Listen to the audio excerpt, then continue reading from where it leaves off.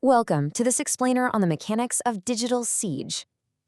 Historically, the most devastating acts of destruction, they've been loud, right? Chaotic, just completely impossible to ignore. But today, the next major catastrophe might not arrive with a bang at all. Actually, it could happen entirely under the radar. We're living in this era where some of the most dangerous weapons out there aren't forged from steel, and they certainly aren't sitting in guarded silos. They're weightless, they're invisible, and honestly, they're likely already inside our homes, just humming away quietly while we sleep. So today, we're unraveling a modern threat where the targets are entire nations and the perpetrators leave literally zero physical trace behind. Now, think about this number for a second. A few thousand. In the sprawling, basically infinite ecosystem of the global internet, a few thousand infected computers sounds like a total rounding error. But in the architecture of a digital blackout, this tiny figure is absolutely all the ammunition required. Seriously, a few thousand compromised machines are all it takes to completely shut down an entire nation's critical infrastructure in mere minutes. We're talking about crippling power grids, freezing financial systems, and completely blinding emergency communications. The sheer asymmetry here is just striking. It doesn't require massive armies to disrupt a country anymore. It just takes a handful of compromised machines acting with perfect, ruthless synchronization. And here is the absolute most unsettling reality of this entire concept. You wouldn't even know it was happening. Right now, the smartphone sitting on your desk, or maybe that smart TV in your living room, they could be silently participating in this exact kind of devastating attack. No way, right? But it's true. Your hardware could literally be the weapon, firing off requests across the globe without triggering a single alert or a single glitch on your end. The core threat of this digital siege isn't just the sheer disruption it causes, it's the absolute invisibility of how it's executed. Okay, let's dive into Section 1, the invisible national threat, to see how these silent takeovers actually happen.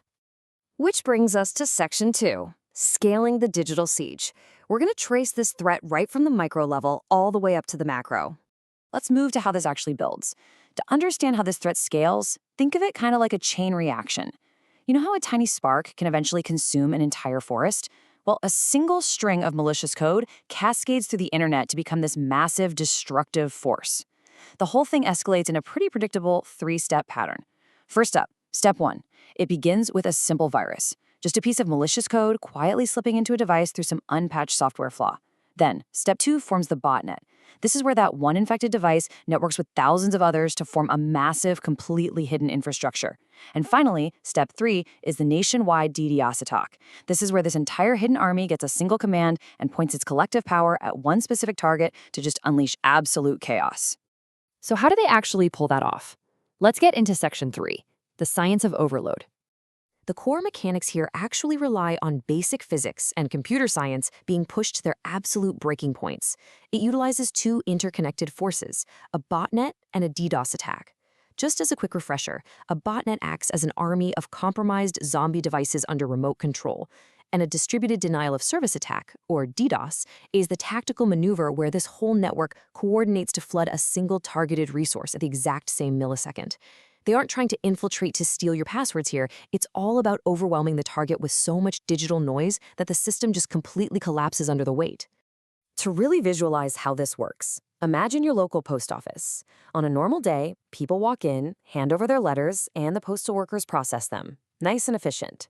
That represents normal, legitimate internet traffic. Now imagine 10,000 people suddenly rushing into that exact same post office at the exact same moment. But they aren't carrying real letters. They are carrying millions of what the source material calls superfluous files, essentially fake blank pieces of paper. They shove these fake letters at the postal workers, completely flooding the building. The poor workers have to examine every single blank piece of paper, realize it's fake, and throw it away. The system overloads. And what happens to the person trying to mail a real urgent letter? Yeah, they can't even get through the front door. By flooding the resource with these superfluous files, the attack entirely prevents legitimate requests from getting through. The system isn't broken exactly, it's just completely suffocated. Now, this leads us to Section 4, Informational Territorialism Explained. We're stepping away from the ones and zeros now into a major shift in global warfare. And this brilliantly illustrates this monumental paradigm shift. In the old paradigm, power was all about physical geography, right? You've built armies to cross borders, capture cities, control the land. If you controlled the physical space, you held the power. But in an era of informational territorialism, controlling a digital signal makes physical land almost irrelevant. Think about it. What good is a highly fortified military base if its communications grid is entirely overloaded by a DDoS attack? Or what good is an impenetrable bank vault if the financial network can't process a single transaction? Dominating digital bandwidth is just infinitely faster and honestly way more disruptive than occupying a physical space. So, we've seen how just a few thousand silent devices can scale up to cripple an entire nation by suffocating its digital pathways. Modern conflict just isn't about taking land anymore. It's about hijacking bandwidth. So, as you sit there watching this explainer, probably surrounded by smart devices and endless connectivity, ask yourself this. If controlling the signal is the new warfare, well, who is controlling yours? Are your devices really serving you, or are they silently serving an invisible army? Thank you so much for joining me for this explainer, and as always, stay curious.